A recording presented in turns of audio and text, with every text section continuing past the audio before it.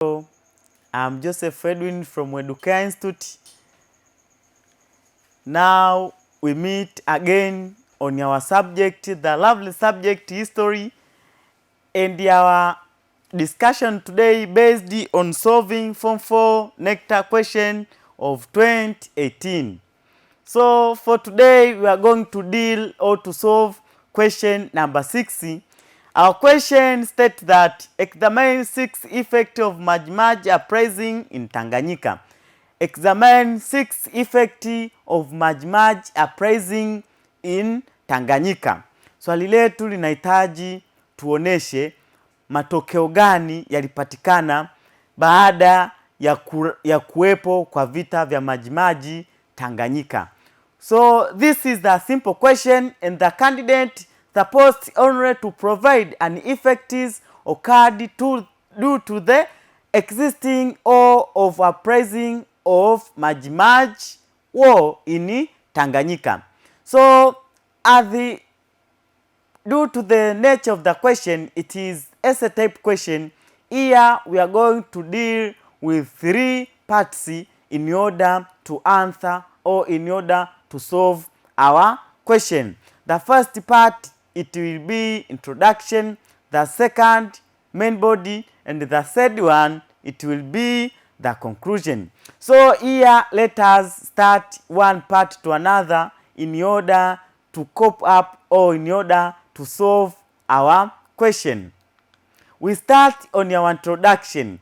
So in introduction part, here we are going to provide, or here we are going to deal with key parts on what our question needs to answer.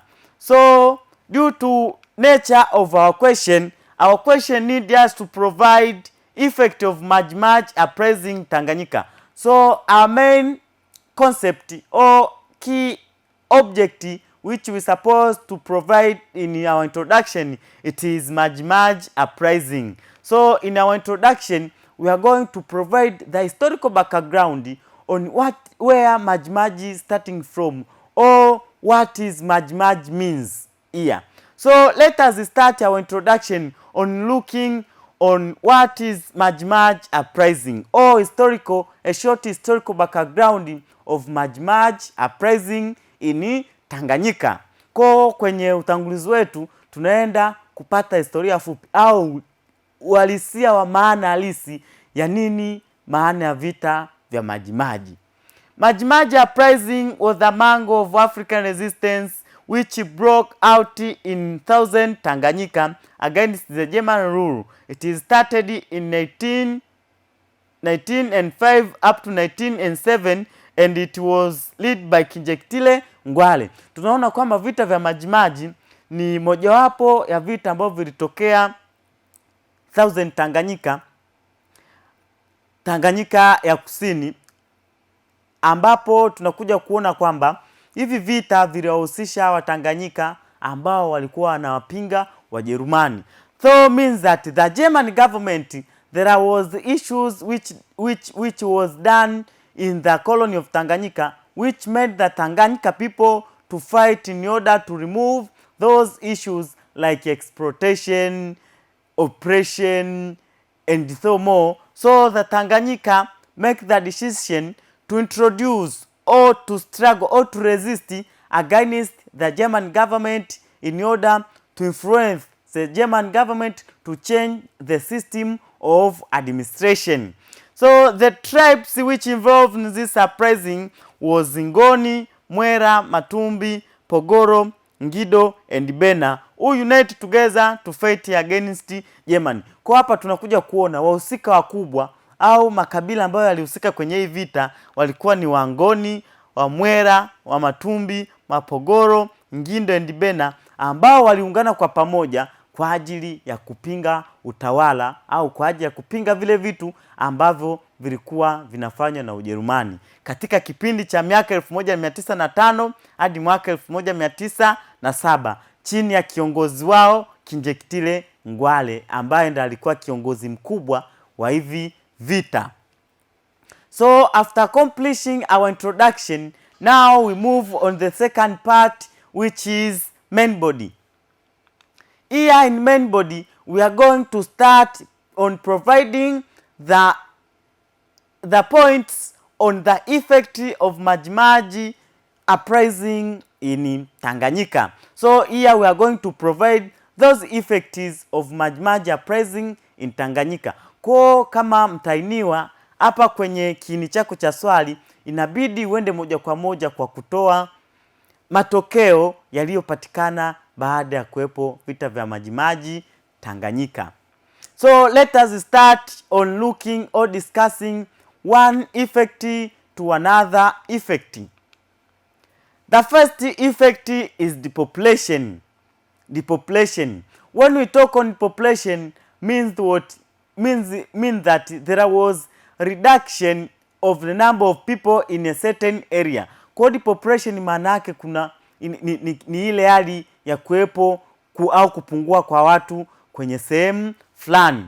This is occurs because of the great loss of lives of Africans, whereby thousands of Africa lost their life during the battle. Kama tunavyojua kwenye vita haiwezi kapigwa mtu yeyote asiweze kupoteza maisha au isiwepo madhara ya watu kupoteza maisha. Kwa hiyo kipindi cha vita ya Majimaji Tanganyika, kuna watu mbalimbali, thousands, maelfu ya watu waliweza kupoteza maisha kulingana na kutokea kwa hivyo vita. For example, some of Africa soldiers were killed by the German force. Kwa tunakuja kuona kwamba baadhi ya wanajeshi wa Kitanganyika ambao walikuwa naongoza na Kijekitile Ngwale waliweza kupoteza maisha kutokana na jeshi la Wajerumani. So depopulation, it's one of the effects occur due to the existence of Majimaji uprising. After completing the first point or effect, now we move on the second point or effect of Majimaji uprising.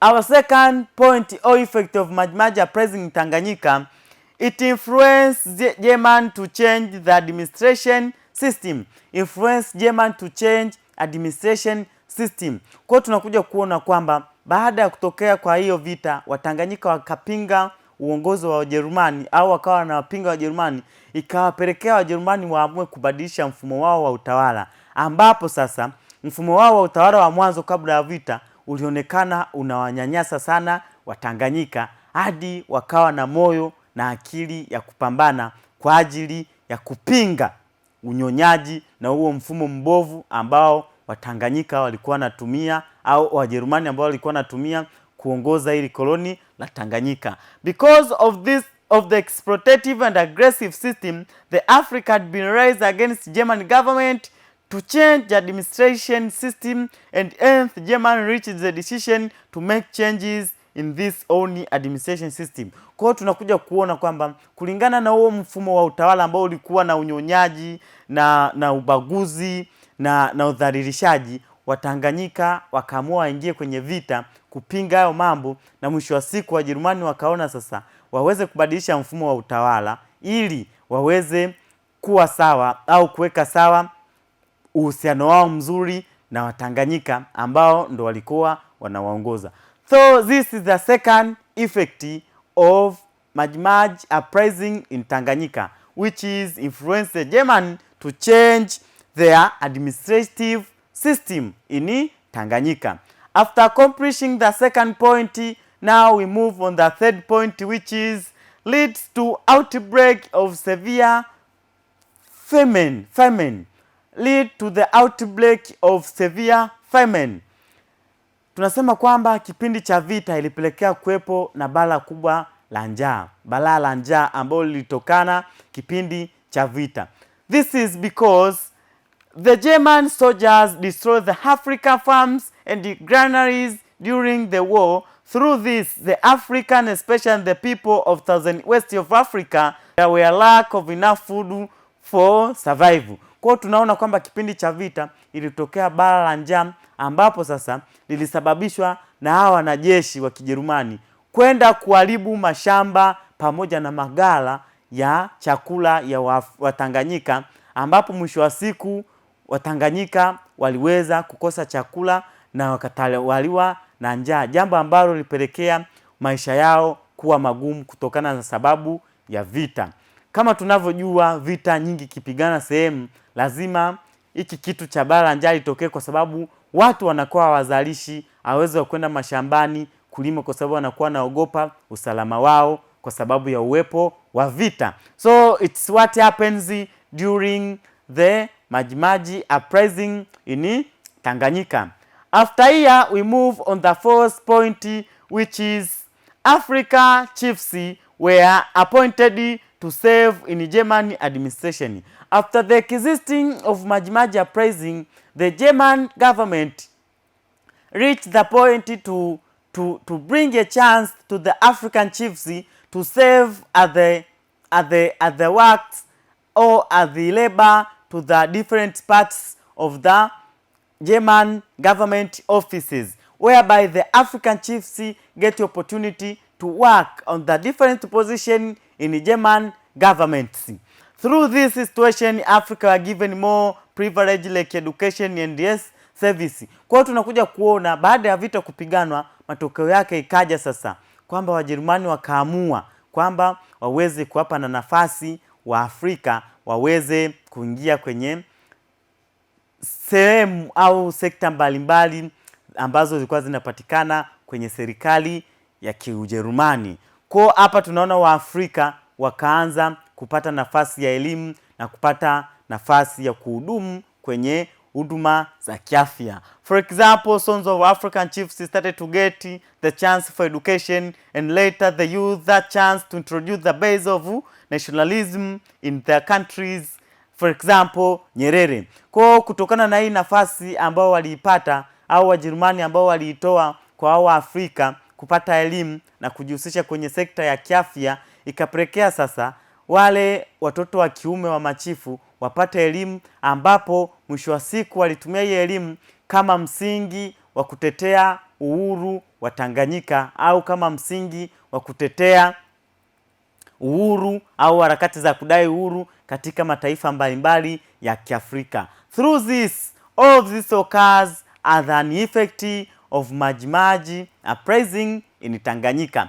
So let us move on the fifth point, and it's our last point in this question. And our point states that Majimaji uprising in Tanganyika led for the development of African nationalism. Led for the development of African nationalism. This is because the African sons and some Africans were later given a chance to get education. So they used that education as an opportunity to create a base of struggling for their nationalism and self-independence within their countries. So after the uprising of African land, and they started to change the method of fighting for the independence from violence to peaceful means. Kwa baadaye, baada ya kupata elimu, wakaja na mbinu au akili ya kwamba wakawa aware, wakawa na uwazi ya kwamba ili tuweze kupata uhuru hatutakiwi kutumia vita kila siku. Inatakiwa tutumie mbinu mbalimbali kama kudai uhuru kwa njia ya amani ili tuweze kupata uhuru. Also this marked the initial stage for Tanganyika independence. Kwa kupitia Majimaji uprising ikapelekea sasa iwe kama mwanzo mzuri wa nchi kama Tanganyika kuanza kupigana kwa ajili ya kujipatia uhuru wake. All of this come due to the effect of Majimaji uprising in Tanganyika. So this is our last point in our main body. Now we move on our last part of our question, which is conclusion. As I said before, that our question will be answered basing on three parts. Introduction has been already covered.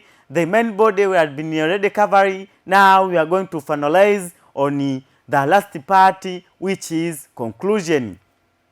So our conclusion states that therefore the Majimaji uprising created the awareness to the German and the African. This made African to develop the spirit of nationalism and it began to fight for their independence. Kwa baada ya Majimaji kuwepo na matokeo yake, ikawapa uelewa na ikawafungua Watanganyika wengi waweze kuwa na kiu ya kupambania uhuru wao. Mwisho wa siku ikawa mwanzo mzuri wa Watanganyika kupambania uhuru, na mwaka 1961 tukapata uhuru, lakini jitihada za uhuru zilianza tangia kipindi cha vita vya Majimaji mwaka 1905 hadi mwaka 1907. So as the candidate, you can summarize on your view basing on an effect of Majimaji uprising in Tanganyika.